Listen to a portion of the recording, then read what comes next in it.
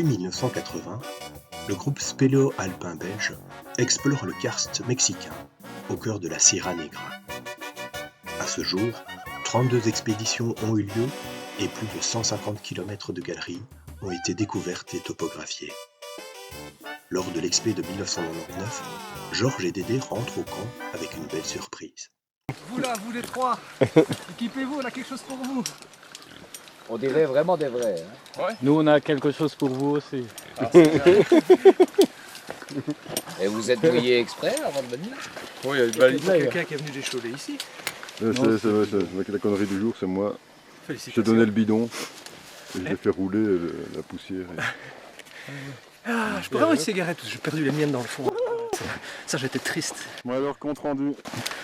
Ah bah, il y a du travail pour une solide équipe. Pour quelques équipes, je dirais même pour tout le monde à la fois. Vous avez fait beaucoup de boulot? Bah, vous avez beaucoup avancé? Moins 300, ouais. Facile. Plus ou moins.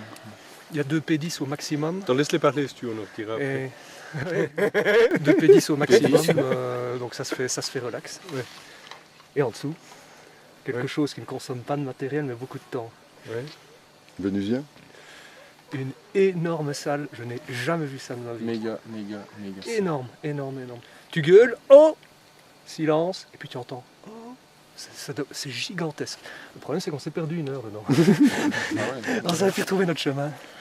On a un peu balisé. Et vous avez trouvé la suite de la salle? On n'a pas su faire le tour. On a voulu faire le tour, on a abandonné, on était perdu. En 2023, une nouvelle expédition s'envole vers la Sierra Negra. Depuis la découverte de cette grande salle baptisée la Muñeca Fea, de nombreuses expés se sont déroulées sur la zone.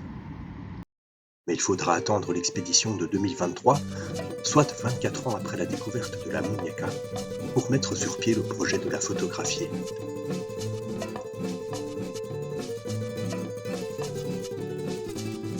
Après un long vol, des heures de bus, de 4x4, l'entrée sur la zone d'exploration est toujours un moment unique pour l'équipe. Un retour au bercail en somme.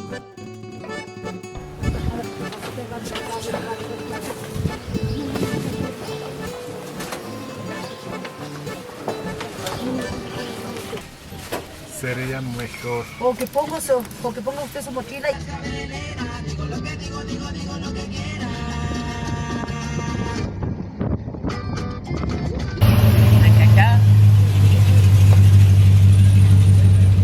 Dernière étape pour l'équipe est 1h30 de piste entre Zoquitlán et Ostopulco, lieu du camp de base de cette année.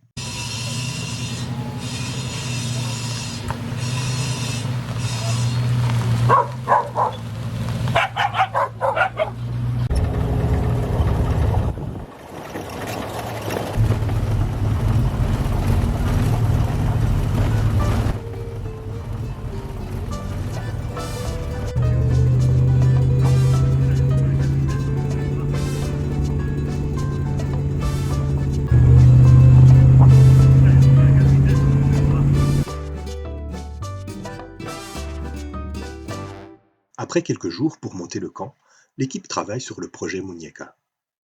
Premier objectif, équiper la cavité, ce qui demande plusieurs centaines de mètres de corde pour arriver à la salle qui se trouve à la profondeur de moins 337 mètres. Hier, on a commencé avec Loïc. On a équipé après les toitures sufflantes. Ouais. Donc on est arrêté derrière le P10 sur manque d'équipement. On avait plus de corde. Donc demain, on pensait reprendre l'équipement à partir d'ici avec vous, comme vous descendez avec le matériel, pour aller jusqu'au fond. Okay. On a consommé plus de cordes parce qu'en fait c'est toutes des rampes et on a rééquipé des mains courantes un peu plus longues. Alors c'est bien, ça va, ils écoutent, c'est bien. Alors un petit briefing sur la Muñeca TZ1. C'est 3 jours sous terre, 2 nuits au bivouac. Et donc jeudi, il y a déjà eu l'équipement jusqu'à moins 250 avec Brian et Loïc. Samedi, le grand jour, on va dire, avec l'équipement, la suite jusqu'à moins 350, jusqu'au fond, Brian Renault. Le portage jusqu'au bivouac, un soutien jusqu'à moins 350, Louis Alain. Et puis il y a un portage jusqu'à l'entrée, Roland et Boulon. Enfin, il y a l'équipe photo qui descend au bivouac, donc elle est composée de Rob, Stéphane, Jack et moi. Dimanche, c'est l'équipe photo qui reste au bivouac afin de faire la photo. La journée devrait suffire normalement, c'est l'idée. Lundi, remontée de l'équipe photo qui va avoir un soutien pour le portage de Louis et de Roland. Et enfin, mercredi, on fond des équipes.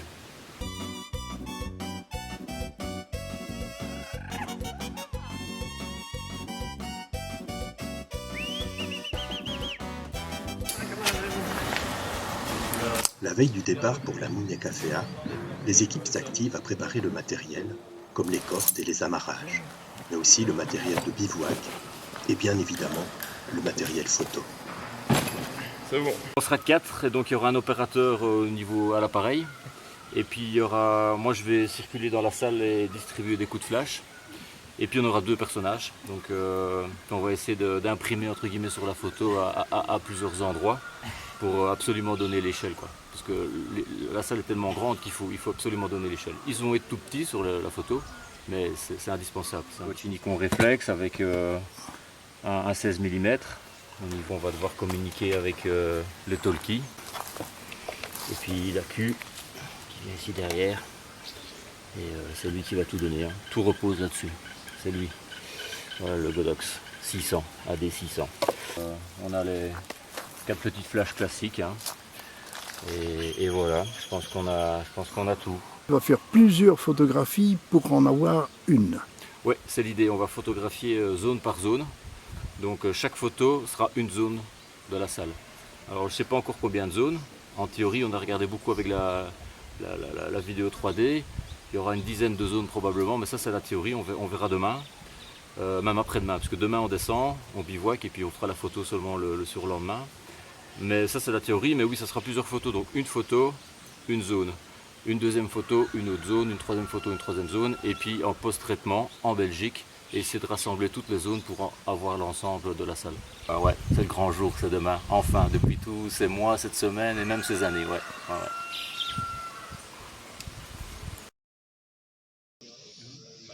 La réussite du projet repose également sur une bonne préparation de la nourriture. Bien manger au bivouac est primordial. Oui, vous avez déjà de l'autre, mais celui-là... Oui, mais celui-là, c'est pas pour les pâtes, quoi. Il y a le bloc entamédiaire qui doit se trouver quelque part. Ici, voilà. Voilà, on prend ça. Voilà, prenez ça. C'est bien. Ça, c'est...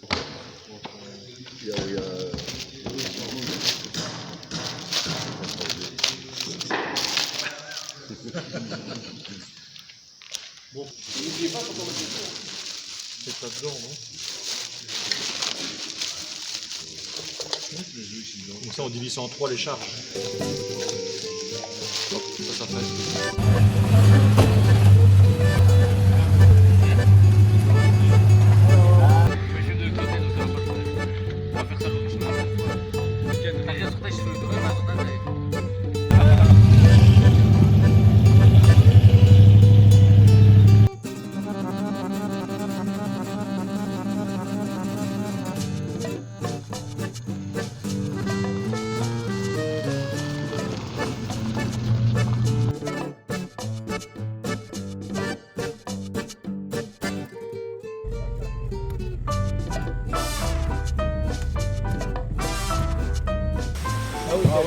Donne-la-moi, tiens.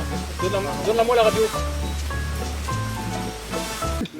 Donc nous on est ici, le grand point, le grand rond bleu, et on va aller ici, l'entrée là, TZ1, avec la grande salle qui est ici. Donc on a toute cette zone là à descendre pour arriver dans la grande salle.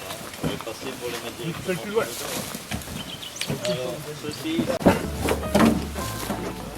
C'est quoi, ils montent plus en deux? Ils sont montés tout en deux là. Tous les points bleus,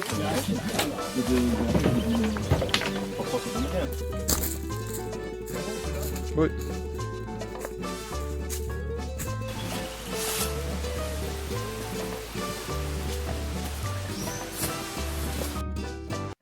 La grande ligne du TZ1 se trouve non loin du village de Tepepan Zaragoza.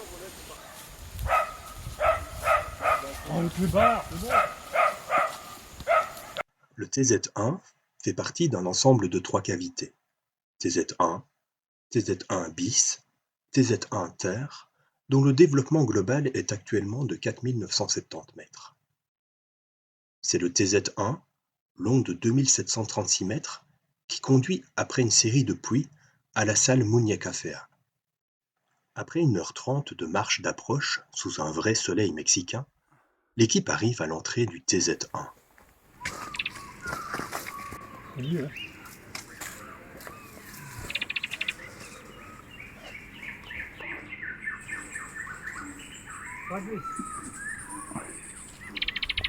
C'est grave. Bon. Vous aussi, vous avez ramené des bananes alors? Oui. Ils ont 2 grammes chacun de bananes.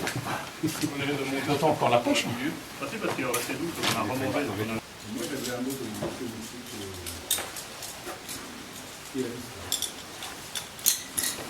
C'est boulot.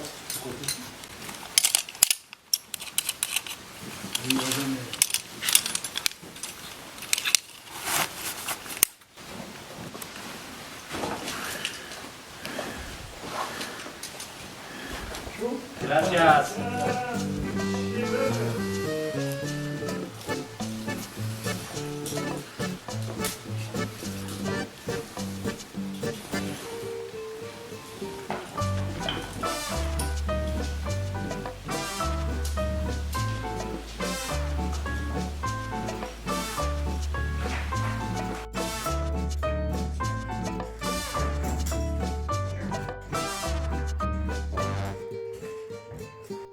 L'équipe progresse dans la galerie principale, composée de puits, de méandres, mais aussi parfois de passages étroits.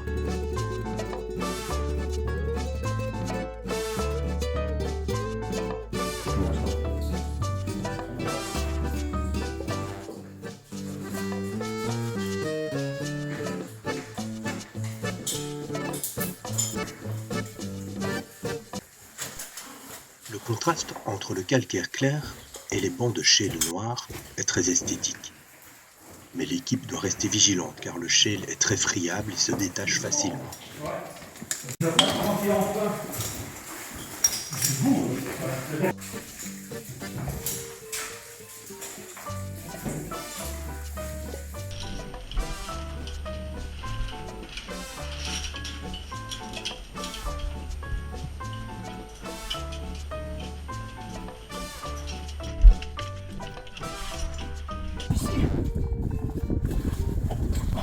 Vers moins 250, il est nécessaire de franchir un passage bas très ventilé, appelé la souffle.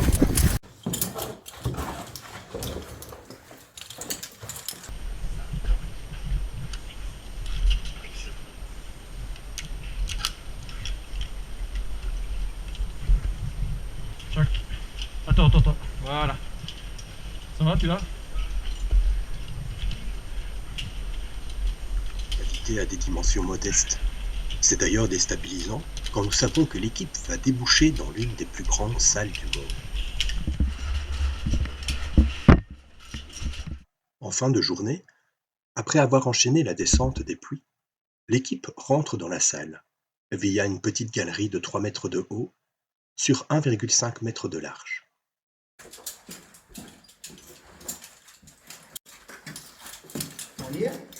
On y est, Jack?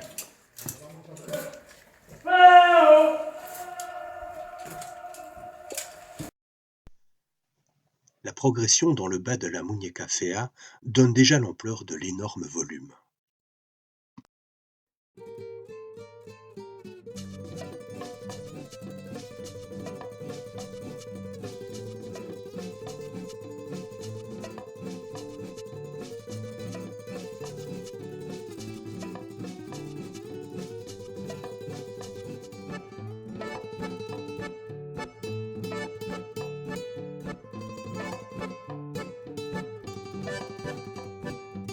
L'objectif est, maintenant, d'installer le bivouac sur une grande zone plate appelée la plage.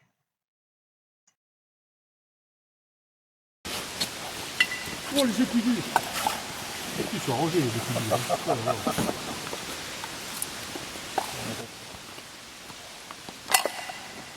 L'une des premières choses lors de la mise en place du bivouac est de récolter et de filtrer l'eau afin de pouvoir cuisiner durant les 3 jours. Ici? Oui.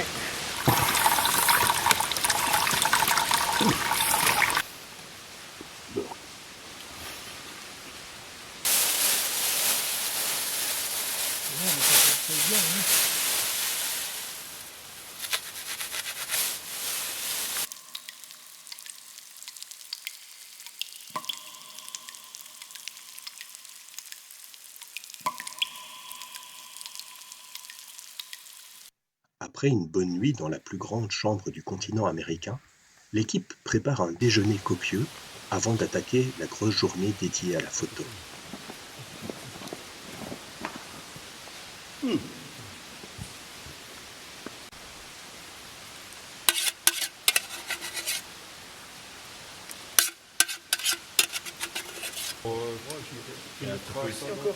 Vous remarquerez, on a beau être à moins 350 mètres sous le sol mexicain, il est bon ton de se raser.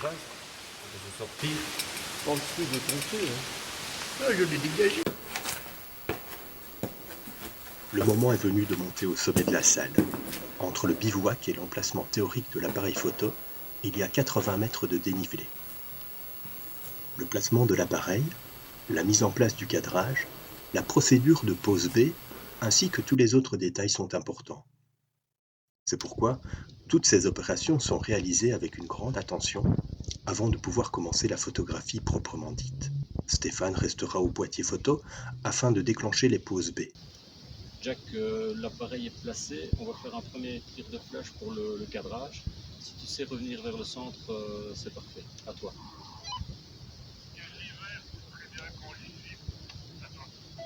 Ok, on fait comme ça. Terminé. Robert et Jack seront positionnés à 5 endroits dans la salle afin de donner l'échelle du volume. Enfin, Gaétan va arpenter la salle dans tous les sens afin de l'éclairer à l'aide du Godox 600.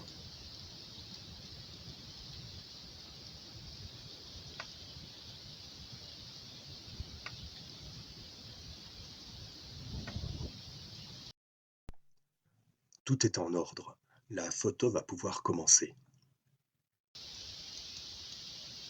Est-ce que tu peux ouvrir la photo? À toi. Ok, je tire.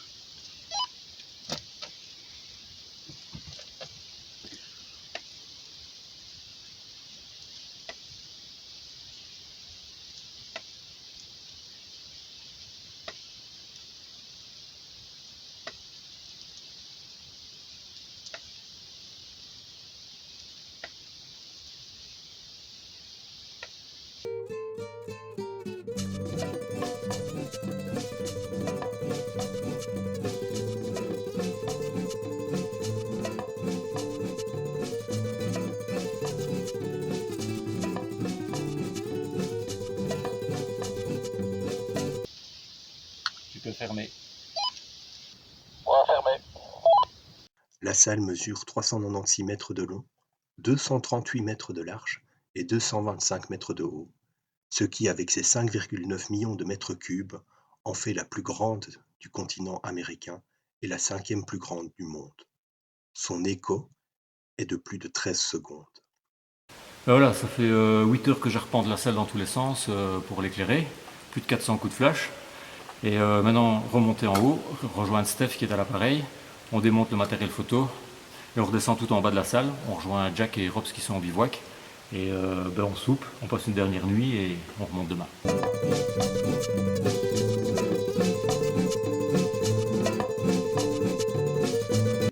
L'opération est terminée. L'équipe rentre au bivouac heureuse et satisfaite.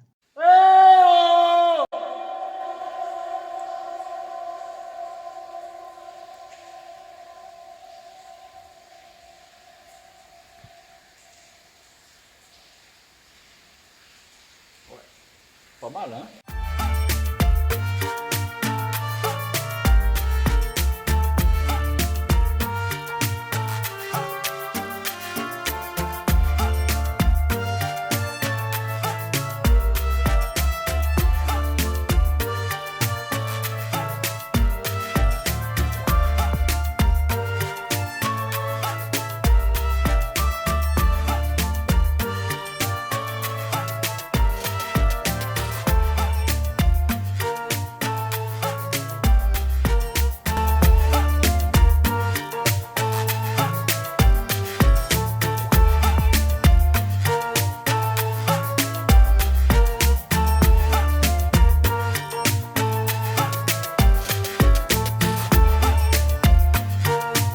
Après des mois de préparation, la photo est enfin réalisée.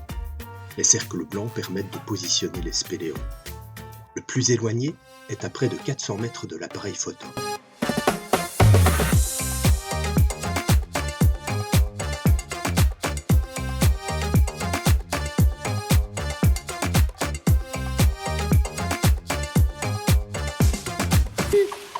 Non, tu l'as vendu. On se cotise. On se cotise, les gars. C'est ce qu'on lui offre. Tout va bien, bien. Il faut être patient, c'est tout. Son morceau dure 52 minutes. Hein. Donc ça va. Ça, c'est pas à 12 minutes. Hein, ça partira jamais à midi, alors.